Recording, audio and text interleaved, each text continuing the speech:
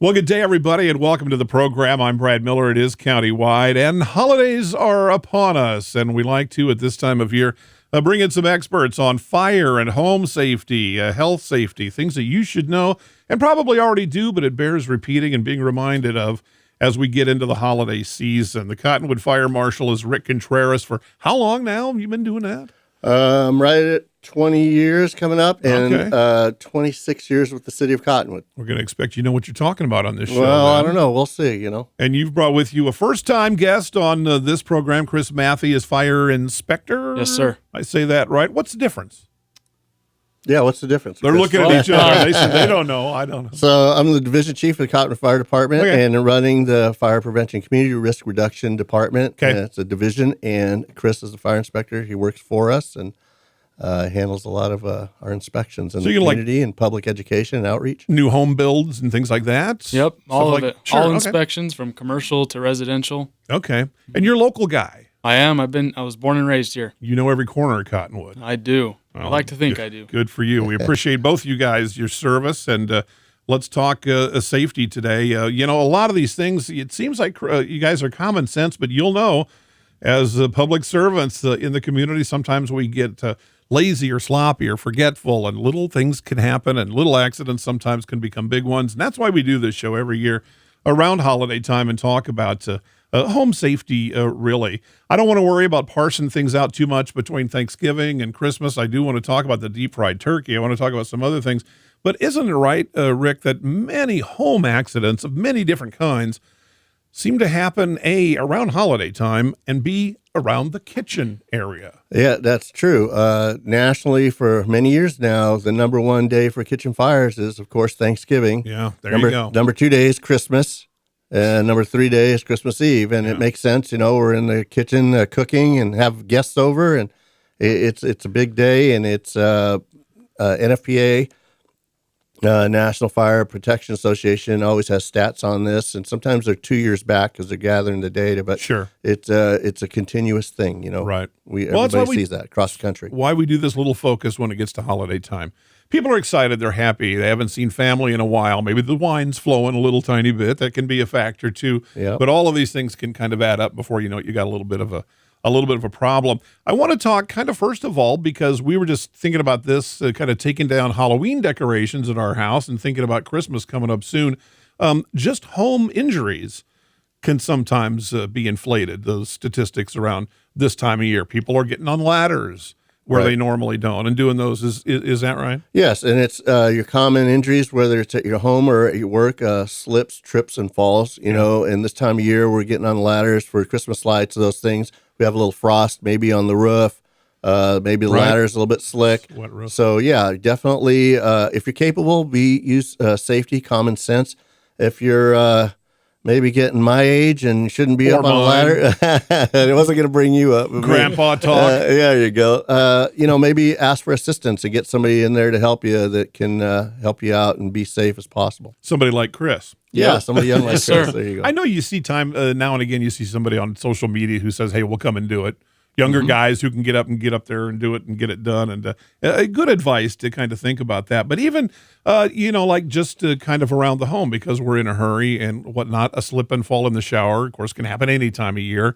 But all of it goes, again, with inviting guests over, may not be familiar with the lay of the land in your home and how things are set up. Little kids are going to be running around. Dogs are going to be barking. It's just a busier time, and accidents can happen. Right, and you brought up the alcohol factor on the holidays. We've all seen it, and I think we've talked about Cousin Eddie on Christmas vacation. They come over, and we've all experienced that. But we always encourage people to have exit drills in the home plan. We call it EDITH, exit drills in the home, and where your meeting place is going to be in the event of a fire. Oh, right. When people come to your house, they're typically not thinking of that. And you may not have a fire, but if you do, you want to make sure everybody's aware of what they're supposed to do. So you get the guests and you say, hey, if there's the thing we all got to get out, you get out as fast as you can and meet at the neighbor's house across the street or wherever. Right. Wherever that designated meeting place is, it could be the mailbox out front of the driveway, wherever the natural approach of the fire department is.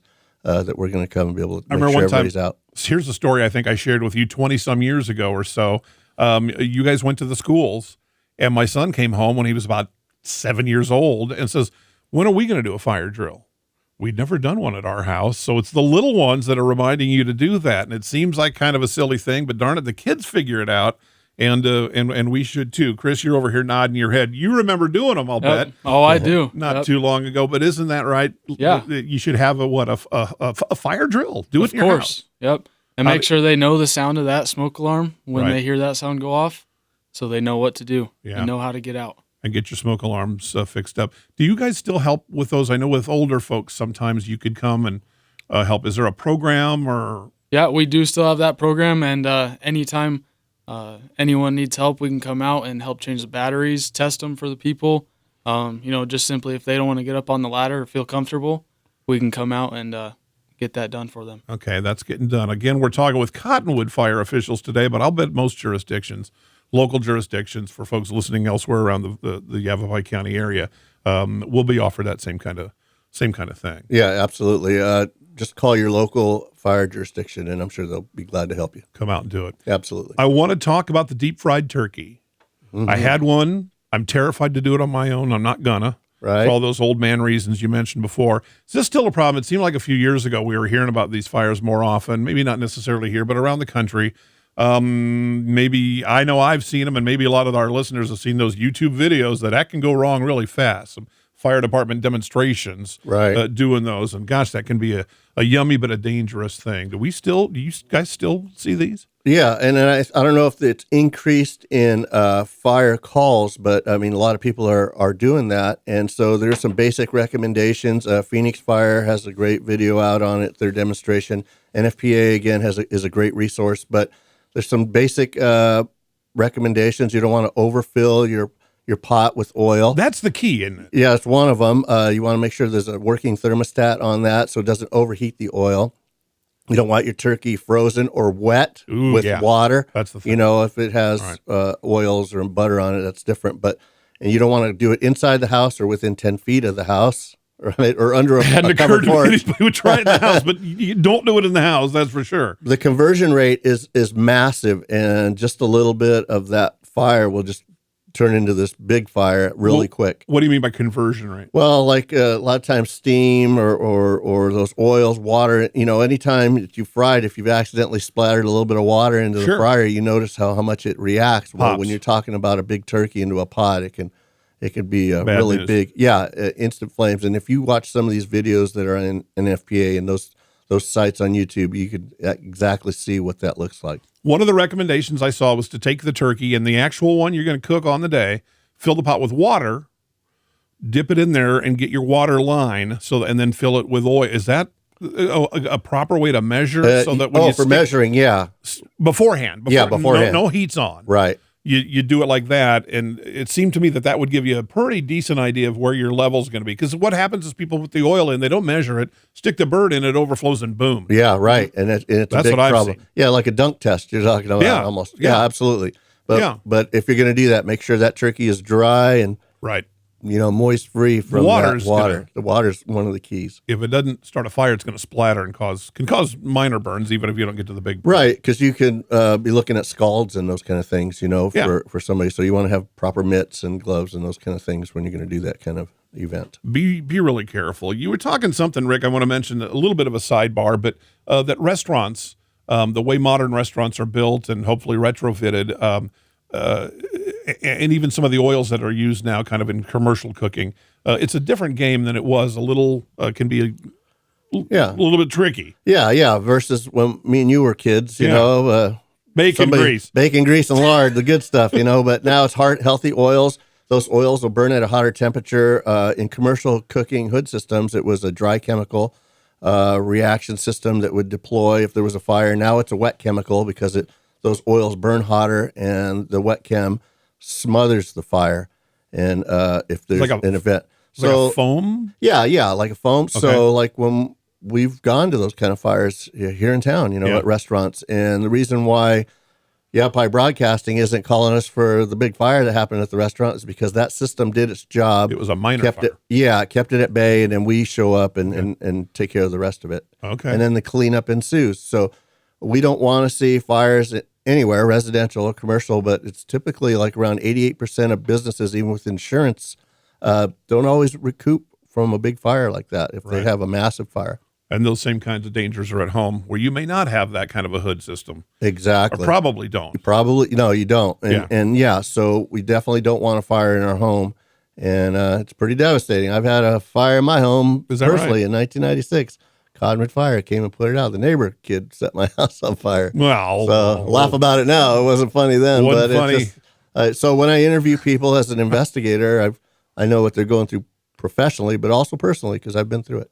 wow. Okay. Compelling story. I didn't know that. Some surprises from Rick Contreras, Fire Marshal, Cottonwood Fire Department. Chris Matthey is Fire Inspector. Talking about holiday safety tips. You may have heard them before, but they bear repeating. Make them fresh in your mind as we go into the busy holiday season. Keep a safe, happy, and healthy home for you and yours throughout the holidays. I'm Brad Miller. It's Countywide, and we'll be back right after this.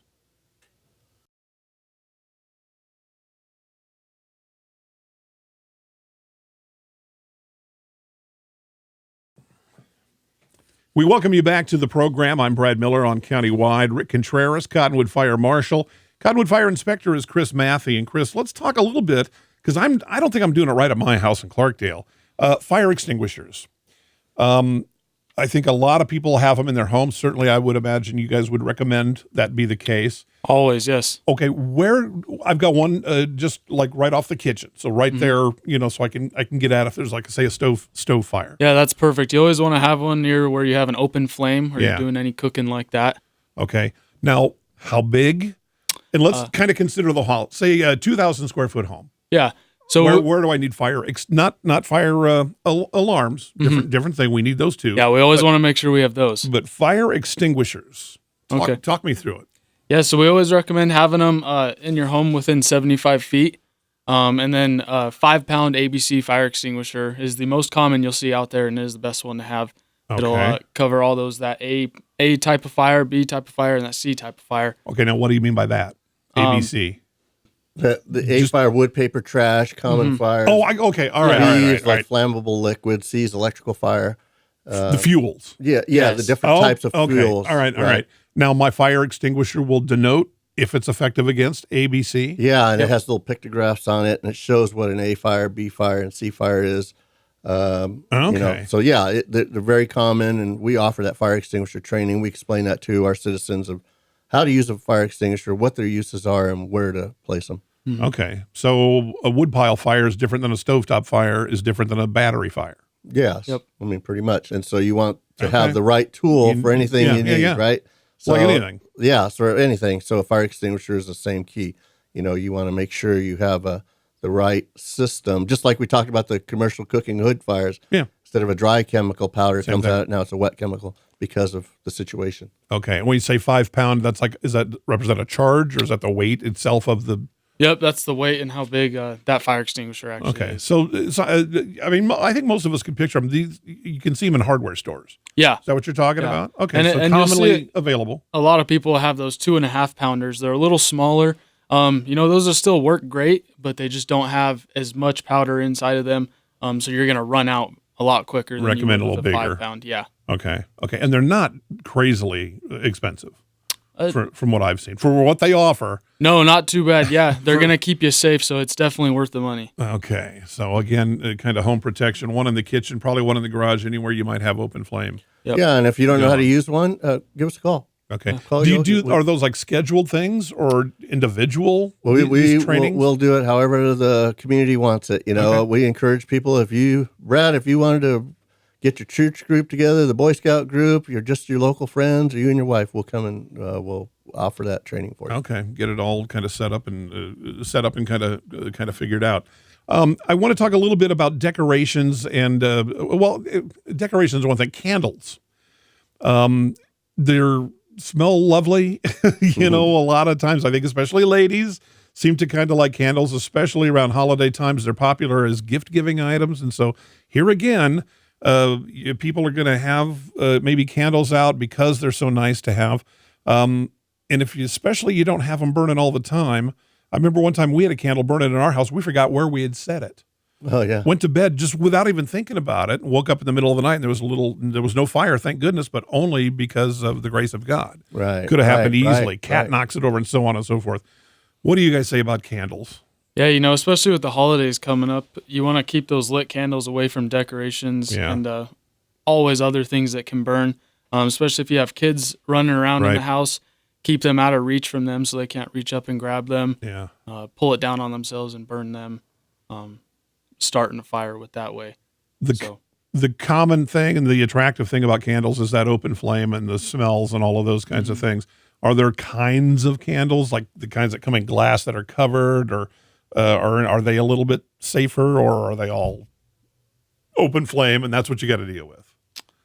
Most of the time, they are all open flame, so you just want to be cautious. Sometimes a cigar is just a cigar. Yep. If it's an open flame, it's an open flame. No matter if how I you had to choose, I think the one in the jar would probably be a little better. Yeah, I'm thinking like a Coleman lantern type thing. Right. A little safer. Right. But a lot of people are going to like an LED fake candle now, but you don't get those fragrance off it. But it's just, a little bit of ambiance. But it's, candles are great, but there's fires due to them, and it's usually around the holiday time that increases. Right. Okay. All right. We need to take just another break. When we come back, we'll kind of wrap it up.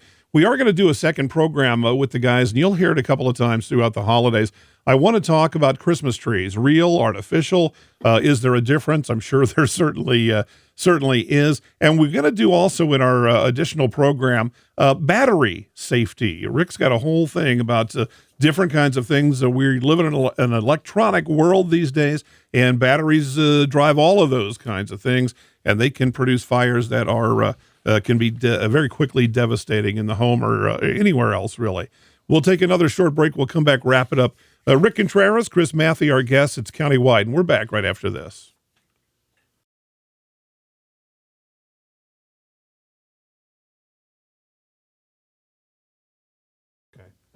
We come back, we'll wrap up our first segment with Rick Contreras, Chris Matthey, talking about home safety, fire safety, especially around holiday time. It's always important to listen and be cautious, take advantage of the programs that the Cottonwood Fire Department and many of the other fire agencies offer with in relation to training for your fire extinguishers, your fire alarms. You want to have those charged, ready, and good to go, and the guys can help you with that and other things around the home. Rick, you mentioned something during the break I want to share. People are turning their heaters on, their furnaces on for the first time this holiday season. You're going to get that smell, maybe a little soot and dust and nastiness. A lot of people are going to go 911 when that first happens. What do you recommend? Yeah, we try and get everybody to cycle it before. We're getting cooler in northern Arizona, so everybody's going to be turning those on, like you said. Yeah. So if you need to get your heating and cooling inspected by a local professional, please do that.